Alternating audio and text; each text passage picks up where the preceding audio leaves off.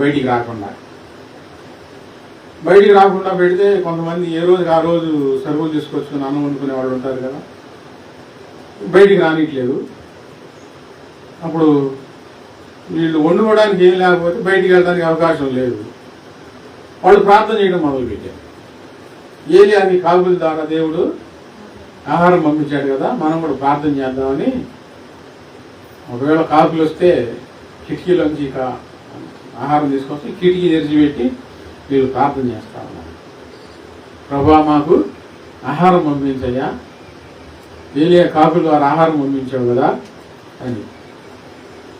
ఆ కర్ఫ్యూలో ఉన్న కానిస్టేబుల్ భోజనం తీసుకొచ్చుకొని ఆ ఇంటి దగ్గర నించుని ఉన్నాడంట. వీళ్ళ ప్రార్థనలు వీళ్ళకి వినబడ్డాయి. దాని కిటికీలను చూస్తే ఆహారం పంపి ప్రభువా, మరి వాళ్ళ కాకుల ద్వారా ఏలియాకి ఆహారం పంపించావు, మాకు కూడా ఆహారము పంపించు ప్రభువా అని వీళ్ళు ప్రార్థనలు విని ఆయన తలుపు కొట్టాడు.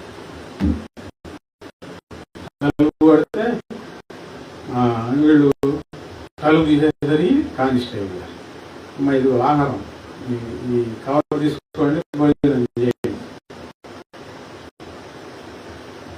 అప్పుడు కాకుల ద్వారా పంపించాడు, ఇప్పుడు కాకిల ద్వారా పంపించాడు ఆహారం.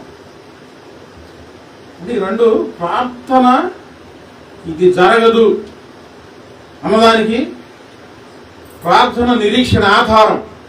దేవుడు ఏదైనా చేయగలుగుతాడు, న్యాయం జరిగిస్తాడు, సహాయం చేస్తాడు. ప్రార్థన చేస్తే స్వస్థపరుస్తాడు. ప్రార్థన చేస్తే అక్కర్లు తీరుస్తాడు, అవసరతలు తీరుస్తాడు. ప్రార్థన చేస్తే నువ్వు వెళ్ళలేని మనుషులను నీ దగ్గరికి ఆయనే నడిపిస్తాడు. త్వరగా ఆయన న్యాయం తీర్చును. ఎందుకంటే ఆయన ఏర్పరచుకొని ఉన్నాం కాబట్టి.